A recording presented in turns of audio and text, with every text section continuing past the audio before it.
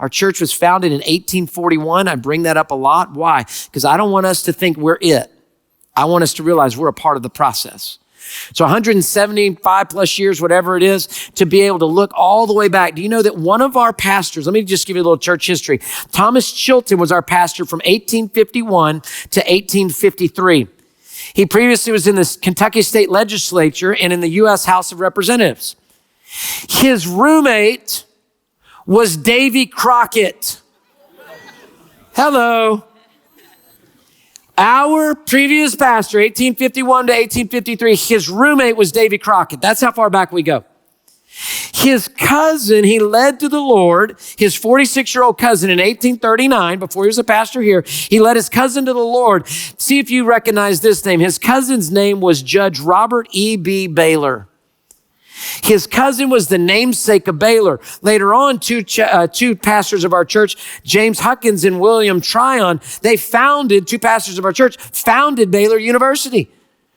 So it would be crazy for us to say, this is my lemonade. This is my table. This is what the deal is. No, we are standing as a church in rich history. And now we get to sit in the seat as the members of the church. We get to be a part of the kainos, new things. Humility and wow of excitement. Incredible. From a page in our history book, I want you to hear this other story as well. It's the first gift ever given to our church. Here's what it says. It says this: a skinny old mule was given to Miss Piety Hadley. I love a good Baptist woman from the 1800s named Piety. I mean, how big can you get on that? Miss Piety Hadley and Mrs. Fuller, listen, by a man in the village of Houston.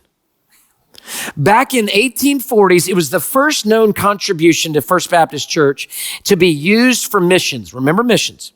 The ladies of the church who had the responsibility of raising the money to build the first church building, they saw missions as the building of the building. See that?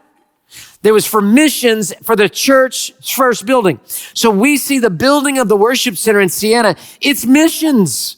It's for people that aren't there yet. What we're going to do at the Loop, it's missions to draw more people in. What we're going to do in typical missions, a Bible translation and church planning and encouraging missionaries across the seas, all of that for sure. But we see it already in our church. Do you know in our church budget, in our Great Commission budget, 17.5% of our budget goes to missions in our church. 17.5%.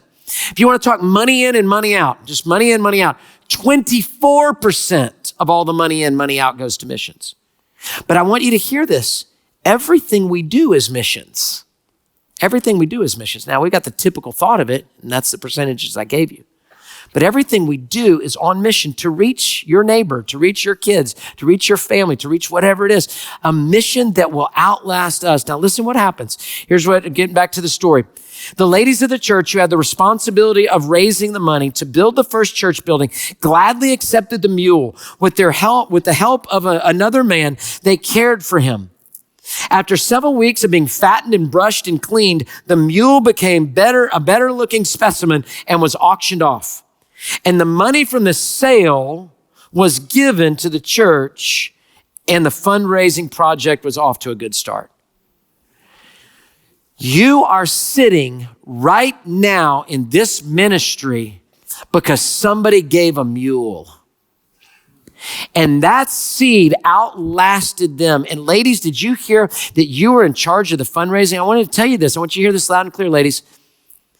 The importance of women and their impact in our church goes back to our history.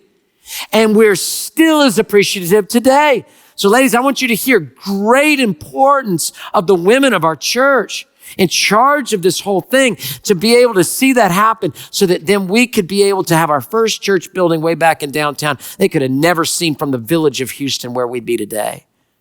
And that all came from somebody saying, I want something to outlast me. Last one, encouraging others.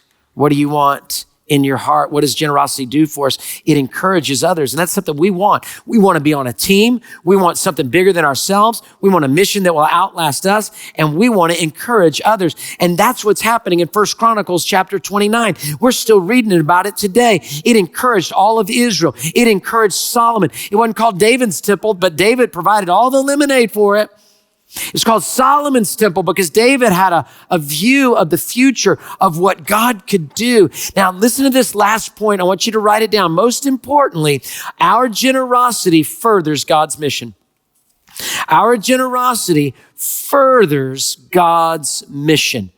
So we get to be a part of giving our mule, giving our best, giving our greatest, giving all that we have to the Lord as he lays on our heart. What's the next 2 years look like? We get to further God's mission. Hey, thanks for watching. To find out more about Houston's First, you can subscribe to our channel or you can go to houstonsfirst.org.